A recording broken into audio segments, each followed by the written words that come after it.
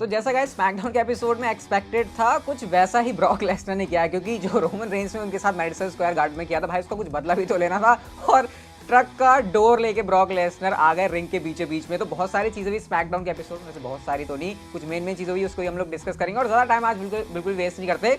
सबसे पहले हमको जो शो की स्टार्टिंग है वो ब्लड लाइन के साथ ही देखने को मिल जाती है, जहां पर Roman Reigns and the Uso जो है ऐसे मजे से आते हैं और रोमन रेंस वही जो वहां का क्राउड है उनको एक्नॉलेज करने के लिए कहते हैं। और यहाँ पर बताते हैं कि जब से मैंने मैडिसन स्क्वायर गार्डन में ये ब्रॉक लेसनर की जो खटिया है वो खड़ी करी है, उसके बाद से वो मुझे दिखा नहीं है। तो यहाँ पर वो कहते हैं कि आज ब्रॉक लेसनर में आमने सामने आने वाले हैं, तो भी ऐसे होने वाला है सीन। मतलब रोमन रेंस अभी तक चौड़ दिखा रहे थे, लेकिन पॉल हेमन की तरफ से एक उनके ना सेल फोन के ऊपर कुछ मैसेज आता है, कुछ तो आता है, और वो ये कहते हैं कि वेदर में खराबी होने की वजह से ना ब्रॉक लेसनर आज आ नहीं रहे यहाँ पे। तो जब ये बात रोमन रेंस सुनते हैं तो रोमन रेंस का रिएक्शन ऐसे होता है कि जैसे कि दो दोस्तों की लड़ाई में नहीं होता कि भैया एक दोस्त को मारना तो नहीं है, लेकिन वो बस दिखा रहा है कि भाई मैं मारूंगा, और सामने वाले दोस्तों से बचा रहा है। वो कह रहा है भाई मुझे पकड़ नहीं तो मैं मार दूंगा, जबकि एक्चुअली में उससे कभी मारना ही नहीं है उस बंदे को। तो रोमन रेंस यहाँ पर ऐसे एक्ट कर रहे होते हैं। जैसे उनको पता चला ना कि ब्रॉक लेसनर नहीं आ रहा, तो रोमन रेंस एकदम चौड़ने लगे कि यार नहीं आ रहा, वो मेरे से डर गया, मेरे से ये ऐसे ऐसे करके उन्होंने जो है अपनी छाती खूब फैलाई। लेकिन पॉल हेमन कहते हैं रोमन रेंस रुको सुनो मेरी बात। लेकिन रोमन रेंस कुछ नहीं सुन रहे भाई, रोमन रेंस अपनी अलग भावनाओं में बह गए। लेकिन उसके बाद जब पॉल हेमन को बोलने का मौका मिला तो यहाँ पर उन्होंने ये बताया कि भैया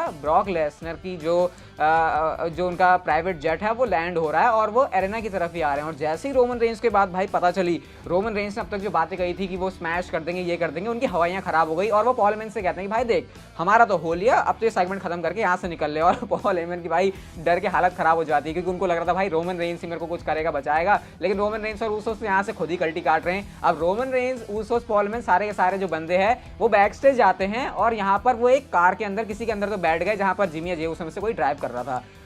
तभी वहां से एक हॉर्न सुनाई देता है और जैसे ही रोमन रेंस ने वो हॉर्न सुना, उसकी तरफ देखा, तो उनके मुंह से WTF निकला। और अभी तक हमको कैमरे में नहीं पता था कि वो बंदा कौन है और किसकी वजह से रोमन रेंस का ऐसा रिएक्शन है। अब गाइस अनुमान यहाँ पर बिल्कुल सही था। ब्रॉक लेसनर होते हैं फोर्कलिफ्ट के ऊपर, मतलब फोर्कलिफ्ट वो जो सामान उठाने ऐसे नीचे रखने की काम आती है, आपने जहाँ तक वेयर हाउस के अंदर देखा होगा, फोर्कलिफ्ट का यूज तो WWE भर के करती है, तो वही चीज यहाँ पर थी।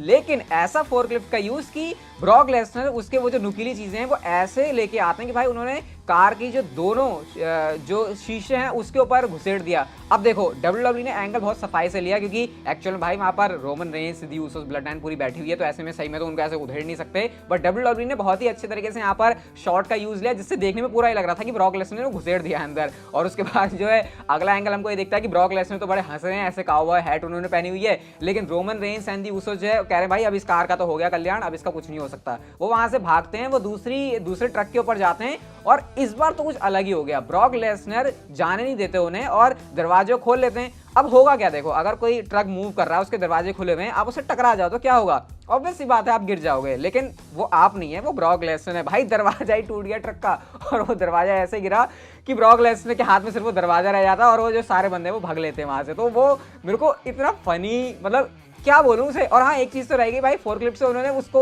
वो जो पहली वाली ब्लैक कलर की एसयूवी थी उसको पलट भी दिया था। मतलब ब्रॉक लेसनर आज पूरे ना वो जैसे हाथी आता है ना शेर में, सॉरी हाथी आता है जंगल में और उसके बाद वो उत्पात नहीं मचाता, ऐसे पेड़ पौधे उड़ा देता है, कुछ उस मोड में आज ब्रॉक लेसनर थे। मुझे हंसी भी आ रही थी और अग्रेशन देख के भी काफी अच्छा लग रहा था।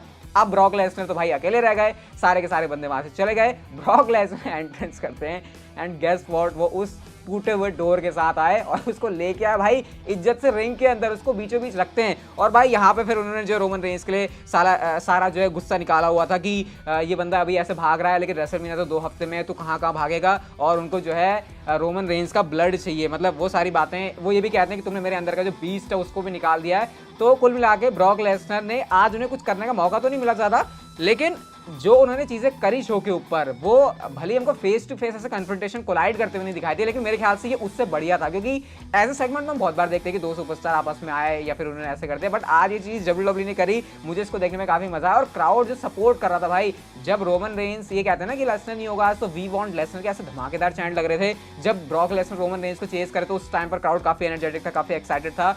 जब रिंग के अंदर प्रोमो कट कर रहे होते हैं ब्रॉक लेसनर, उस समय क्राउड ने यहाँ पर काफी जो है एंगेजमेंट दिखाई ब्रॉक लेसनर से। तो मैंने नहीं सोचा था कि यार ये रोमन रेंस ब्रॉक लेसनर की फ्यूड में ऐसी चीजें भी होंगी। मतलब जब लगता है कि अब क्या कर लेंगे, अब इससे ज्यादा क्या ही सही हो जाएगा, उसी टाइम पर ऐसा सेगमेंट जो है पुल आउट WWE करती है और इसमें ब्रॉक लेसनर जो रोल प्ले कर रहे हैं ना, उसको कोई मैच नहीं कर सकता भाई। तो आज ये ब्रॉक लेसनर जो है तबाही मचा दी। आज कोई बात नहीं, रोमन रेंस के हत्थे नहीं चढ़े, लेकिन अभी स्मैकडाउन है, रेसलमेनिया होने में टाइम है, तो वहां पर हम एक्सपेक्ट करेंगे कि भैया इनके बीच जो है अब और कुछ नेक्स्ट लेवल की चीज़, क्योंकि ये चीज़ें देखने की अब हम कह रहे हैं कि हाँ ये तो इनका बेसिक लेवल है, इससे तो इनको ऊपर ही करना है। तो देखना अब आगे जाके क्या होता है। बाकी शो के ऊपर काफी सारी चीजें हुई हैं। एक मेजर बात भी भाई आपको कोडी रोड्स के बारे में बताने के लिए, लेकिन उससे पहले मेन इवेंट के बारे में बात करते हैं। तो यहाँ पर रोंडा राउजी एंड शार्लेट फेयर की तगड़ी वाली ब्रॉल हो जाती है। वही सेम बात है जो शार्लेट फेयर रोंडा राउजी के बारे में कहती है कि मेरी तो लेगेसी है और मेरी लेगेसी को अगर तुम्हें इससे ऊपर जाना तो मुझे हराना होगा, जो तुम्हारी बस की बात है नहीं। अब इसके बाद रोंडा राउजी भी गुस्से में होती है और यहाँ पर इनके बीच ब्रॉल हो जाती है तगड़ी वाली। बट इवेंचुअली सीन यही निकलता है जैसे हमने पिछली बार देखा था कि जो शार्लेट प्लेयर हैं उन्होंने पावर बम दे दिया रोंडा राउजी को, और उसके बाद जो है वो उनके ऊपर पैर रख के ऐसे स्टैंड टॉल कर रही थी। मतलब वो काफी